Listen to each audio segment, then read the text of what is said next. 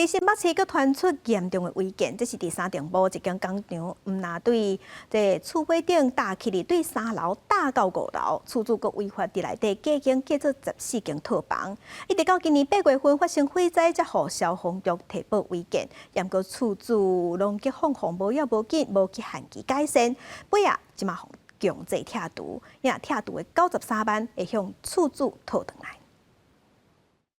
新北3重埔一间工厂，进前互举报原底是合法的3层楼，厝主竟然伫楼尾顶加起到5楼，佮违法建造14间套房，15间浴间啊来出租。附近的居民表示，无出代志拢无准算，一出代志就歹收煞。应该是有违建，我来这边就有了，所以我也不知道到底是确切时间多久。我觉得拆除也比较心安一点，多少还是有差啊，对啊，进出也不会那么复杂。大家都会怕啊。顶楼加盖，他们一定要去政府申请嘛，你消防的那人过才可以啊。今年8月3楼因为烟蒂起火，最后消防局在扑灭火势之后，发现顶楼竟然加盖到了5层楼，最后是提报违建。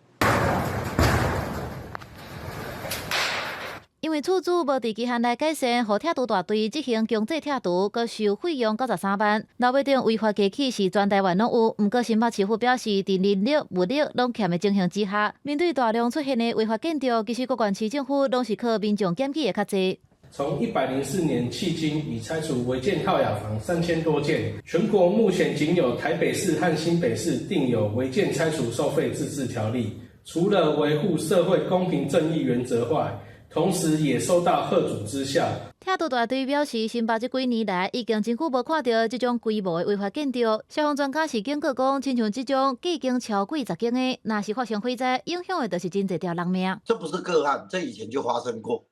其实而且它还是不断的在重复发生。本来我们可能都是砖墙啦或水泥墙嘛，那隔间呢，它可能不会用这样子的材质。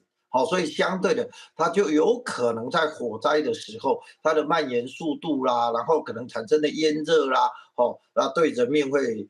产生比较大的影响。除了呼吁厝主不应该违法加起，也个违法密集计经，专家也建议厝骹对楼尾顶加起的套房仔房，除了对逃生的路线爱了解，嘛当加装火灾警报器，火灾若发生的时，有搁较侪时间会当保护家己。记者综合报道。